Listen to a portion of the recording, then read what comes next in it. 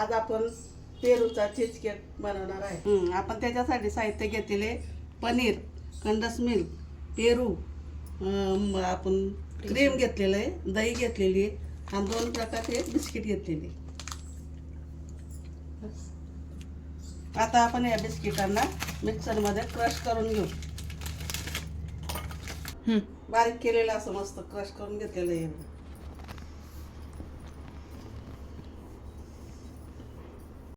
Melt केलेलं थोडं तूप हे टाकलेलं मी, ते मिक्स करून घेऊ। आता हे आपलं मिक्स करून झालेलं आहे।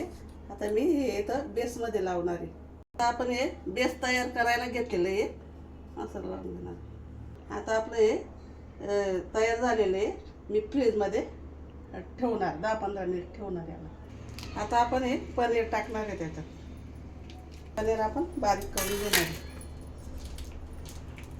क्रीम घेतलेलं आहे,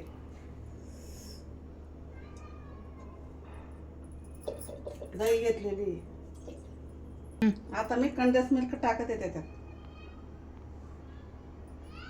साखर टाकत आहे, 1 चमचा साखर टाकत आहे। आता आपला हा मेन पदार्थ आहे, पेरू आहे, हे टाकत आहे मी।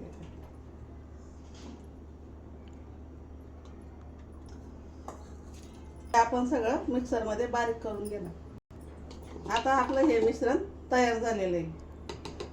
आता स्टीमसाठी मी पाणी ठेवलेलं आहे। आता हे मिश्रण केलं मी बेसवरती टाकणार आहे।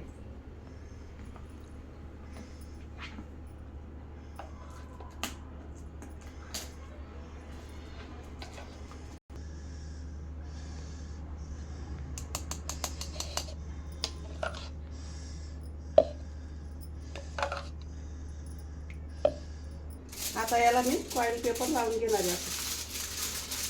अशा प्रकारे आपण फॉइल पेपर लावून घेतलेला ना, आता मी स्टीम करायला ठेवणार आहे। मी 20-25 मिनिट बेक करून घेणार आहे। आता हे झाकण ठेवून घेणार। आता आपला स्टीम झालेला आहे।